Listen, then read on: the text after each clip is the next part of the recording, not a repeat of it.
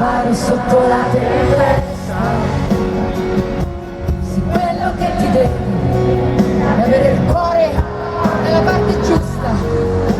E qui perdonami per questi giorni, non ho saputi raccontare. Un treno verso l'aeroporto, volo tra 2 ore. Non è detto che mi manchi sempre, le cose cambiano improvvisamente, e certi angoli di notte non avranno luce mai. Non è detto che non provo niente, se tengo gli occhi sul tuo sguardo assente, e che mi fido della forza di un ricordo.